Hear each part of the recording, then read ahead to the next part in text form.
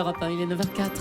L'interview découverte, Caroline Roux, vous recevez ce matin un nez, et pas n'importe quel nez, c'est Thierry Vasseur de la maison Guerlain. Bonjour. Oui, bonjour Thierry Vasseur, c'est vrai, vous êtes Bonjour. depuis 2008 le nez de la maison Guerlain. Le carton de la petite robe noire, c'est vous, l'homme idéal. C'est vous, enfin, Pareil. c'est votre création.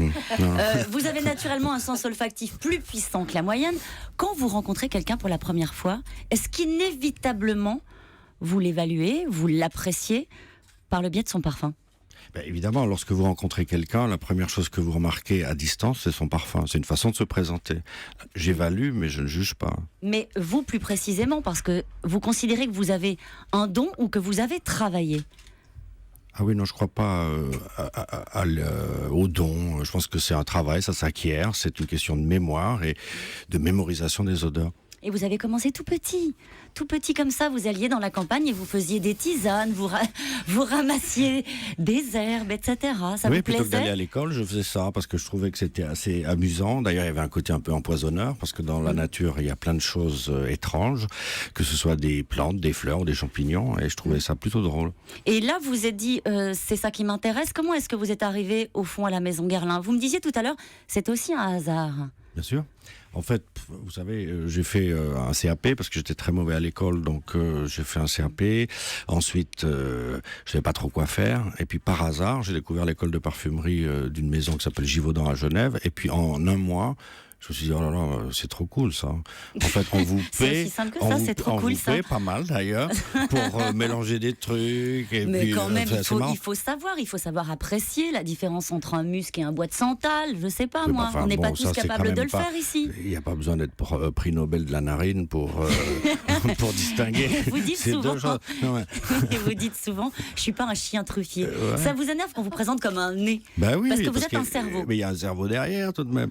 Donc c'est un état d'esprit, c'est redécouvrir le sens olfactif que les gens ont un peu oublié, c'est juste ça. Alors, comment est-ce que vous travaillez ? Est-ce que ce sont des séances de travail assez courtes ? On est tous rentrés dans une parfumerie, les uns et les autres. Au bout de 5 minutes, on ne sent plus rien. Comment est-ce que vous faites à un moment donné pour retrouver les odeurs ? Est-ce que vous les perdez quand vous avez trop travaillé ? Si vous ne vous sentez plus, il faut consulter. Mais non, on y acquiert là aussi une certaine habitude et une certaine tolérance. Et puis moi, j'avoue que quand je suis fatigué, j'allume un Monte Cristo numéro 2, ça me prend 20 minutes, c'est un bon Havane, et puis après je retourne au jasmin. Alors, Chalimard, Habit Rouge, Vol de Nuit, les parfums de Guerlain, ce sont des institutions. Un jour, Jean-Paul Guerlain vous a remis le livre très secret des formules transmises de génération en génération dans la famille. Il vous a en fait révélé, c'est un patrimoine qui vous a transmis. Comment ça s'est passé ? C'est une réunion comme une autre, ou est-ce que vous avez eu l'impression, justement, qu'on vous transmettait quelque chose qui est du registre du patrimoine, justement ? Certainement, d'autant plus que c'est un moment émouvant. J'ai une relation très proche et sensible avec mon prédécesseur. On s'est un peu adopté l'un l'autre. Et puis le jour où il m'a donné les clés du coffre à l'usine près de Rambouillet, c'est un coffre qui est aussi gros qu'un frigo. Il m'a donné les clés. C'était émouvant. Et à l'intérieur, il y a tous les livres des formules manuscrits du fondateur et des premières formules de 1828 jusqu'à aujourd'hui. Et vous avez créé la petite robe noire, je disais tout à l'heure. Comment ça vient, la petite robe noire ? Est-ce que c'est une rencontre ? C'est quoi l'histoire derrière ce parfum ? Ben, vous voyez, c'est pas vraiment une idée de garçon. Hein. Bah, non. Donc, il y a évidemment une fille cachée là derrière. Souvent, il y a des filles cachées là derrière, vous savez. Et d'ailleurs, c'est souvent elle qui porte les petites robes noires, donc ça tombe bien. Et là, en l'occurrence, Anne-Caroline Prazan, qui est directrice du marketing parfum, rêvait de faire ce concept en parfum. Et puis ensuite, c'est mon métier que d'assembler les matières pour en faire ce que vous connaissez.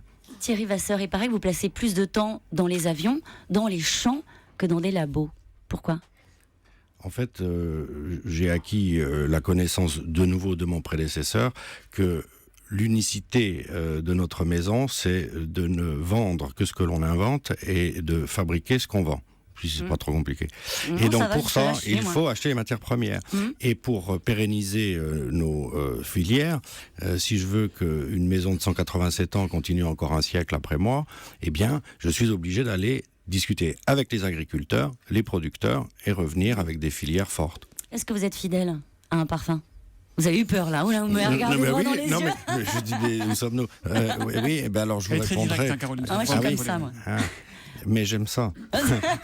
Et donc, en fait, je serai adepte du ménage à trois. Ah bah voilà. Parce que je porte habit rouge ou vétiver.